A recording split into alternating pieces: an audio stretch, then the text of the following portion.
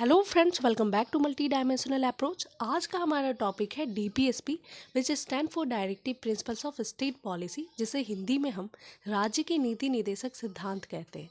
So part 4 of the Indian constitution contain DPSP which extend from article 36 to 51। हमारे भारतीय संविधान का part 4 जो है वो डीपीएसपी को कंटेन करता है और ये एक्सटेंडेड है आर्टिकल 36 से 51 तक. So beside all executive agencies, union and states should also be guided by these principles. Alright, and DPSP is inspired from Ireland, जो कि मोस्टली प्रीलिम्स में क्वेश्चंस पूछते हैं कि DPSP कहाँ से इंस्पायर्ड है. So answer is Ireland. And unlike fundamental right, DPSP is not enforceable by court for their violation under article 37.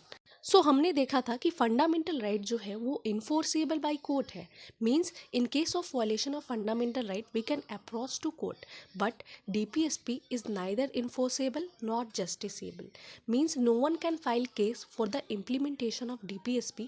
However, it should be incorporated by the state while framing the public welfare policies, जो कि clearly mentioned है article 37 के under. Alright, next the most important thing, DPSP was formed on the recommendation of B.N. Rao committee. B.N. Rao committee के सिफारिश पे DPSP का गठन किया गया था. And along with it, a Congress committee was also formed on the recommendation of Tej Bahadur Sapru committee to discuss fundamental right and DPSP. Tej Bahadur Sapru committee के सिफारिश पे एक अनदर कमेटी बनाई गई थी जिसका नाम था Congress committee to discuss fundamental right and DPSP. Alright, अब हम देखेंगे ऑब्जेक्टिव्स ऑफ DPSP. सो अगर हम DPSP के उद्देश्यों के बारे में बात करें, देन DPSP का जो मेन ऑब्जेक्टिव है वो भारत को एक वेलफेयर स्टेट बनाना है, एक ऐसा सोशल और इकोनॉमिक कंडीशन क्रिएट करना जिसके अंडर में सिटीजन्स जो है वो अच्छे जीवन व्यतीत कर पाएँ. And it also aims to establish social and economic democracy through a welfare state. So अगर आप ओवरऑल DPSP के ऑब्जेक्टिव्स को समझो, then it intends to make India a welfare state. This is the objective of DPSP. Alright, so ये था हमारा DPSP को लेकर इंट्रोडक्शन. एंड DPSP स्टार्ट होता है आर्टिकल 36 से और ख़त्म होता है आर्टिकल 51 पे. सो सभी आर्टिकल्स को हम वन बाय वन डिस्कस करेंगे. ऑलराइट, सो आर्टिकल 36 में डेफिनेशन ऑफ स्टेट दी गई है, similarly like as article 12. So article 12 में हमने स्टेट के डेफिनेशन को देखा था, according to which central government, state government, parliament, state legislature and all local bodies comes under the definition of state. But यहाँ पर एक चीज़ लिखी गई है, unless the context otherwise require. Means situation के रिक्वायरमेंट के बेसिस पे हम स्टेट के डेफिनेशन को इनलार्ज कर सकते हैं. सपोज इन फ्यूचर अगर हमें किसी न्यू बॉडी को स्टेट के डेफिनेशन के अंडर में इनकॉर्पोरेट करने की रिक्वायरमेंट हुई, then we will make adjustment to enlarge the definition of state, that is article 36 unless the situation required. Alright, next है आर्टिकल 37 जिसमें ये लिखा गया है कि DPSP इज़ नॉट इन्फोर्सेबल और justiciable by court for their violation. Means no one can file case for the implementations of DPSP which I already told you. So this is article 37. Alright, next है article 38. इसमें directives to state दी गई है. ये एक तरीके का guideline है. It's a guideline to state according to which state ensure social, economical and political justice. State जो है वो सामाजिक, आर्थिक और राजनीतिक न्याय को सुनिश्चित कराएगी. सो अगर हम सोशल, इकोनॉमिकल एंड पॉलिटिकल इन तीनों ही टर्म्स को डिफ्रेंशिएट करके समझने की कोशिश करें, then we get to know कि जो एडल्ट वोट का कंसेप्ट है या फिर जो राइट टू कंटेस्ट इलेक्शन है, these are categorized under political rights, whereas equal pay for equal wages या फिर जो जॉब अपॉर्चुनिटी है, these are comes under economic justice. और सोशल जस्टिस में आ जाएगा concept of equality, no discrimination, fraternity. So इन सारे ही ग्राउंड पे स्टेट जो है वो जस्टिस को इंश्योर कराएगी. यही दिया गया है आर्टिकल 38 के डायरेक्टिव्स टू स्टेट में. ऑलराइट, नेक्स्ट है आर्टिकल 38 क्लॉज 2 जिसे 44th कॉन्स्टिट्यूशनल अमेंडमेंट एक्ट 1978 के थ्रू इनकॉर्पोरेट किया गया था.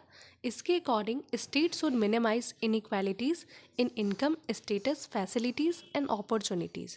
सो स्टेट को इन सारे ही फील्ड में इनइक्वालिटीज़ को मिनिमाइज करना चाहिए, मींस असमानताओं को कम करना चाहिए। और ये जो आर्टिकल है इसे बाद में इनकॉर्पोरेट किया गया था, means it was not originally incorporated in the Indian constitution, inserted by outside through the 44th Constitutional Amendment Act 1978 by Janata party. Alright, next है हमारा आर्टिकल 39, जिसमें ये लिखा गया है कि state should equal means for livelihood to all. राज्य जो है वो सभी को इक्वल लाइवलीहुड सुनिश्चित कराएगा, irrespective of their gender, caste or religion, means they will make sure that they provide sufficient sources of subsistence to all people along with women। और इसके लिए बहुत सारे गवर्नमेंट इनिशिएटिव्स भी हैं, like MNREGA which stand for Mahatma Gandhi national rural employment guarantee act, जिसके तहत ग्रामीण क्षेत्रों में 100 दिनों का रोजगार ग्रांटेड कराया जाता है इन अ फाइनेंशियल ईयर। और भी बहुत सारे प्रोविजंस हैं like minimum wages, minimum salary, labour laws, etc. So these are the government initiatives which are working on that. Next है हमारा ownership and control of society over resources, means resource पे सभी का इक्वल कंट्रोल होगा, like electricity, road, trees, ये सभी के लिए है, ना ही किसी पर्टिकुलर पर्सन के लिए। नेक्स्ट है हमारा provision on the concentration of wealth. अगर आप इसे समझने की कोशिश करें देन जो इनकम टैक्स का प्रोविज़न है या फिर जो जीएसटी है वो सभी के लिए इक्वली एप्लीकेबल है। हम सभी को टैक्स पे करना होता है डायरेक्टली या indirectly. Even demonetization is also an examples of it. Next है हमारा equal wages for equal work. So ये बेसिकली जेंडर इक्वालिटी को प्रमोट करता है। सपोज किसी कंपनी में मैनेजर के पोस्ट के लिए अगर किसी मेल एम्प्लॉय को 50,000 सैलरी दी जा रही है तो उसी पोस्ट के लिए फीमेल एम्प्लॉय को भी 50,000 सैलरी ही मिलनी चाहिए। That is equal wages for equivalent work और इक्वल वर्क। और तो और गवर्नमेंट ने वर्कर्स के हेल्थ और लिविंग स्टैंडर्ड को अपग्रेड करने के लिए बहुत सारे स्कीम बनाए हैं, like national health mission, Ayushman Bharat, etc.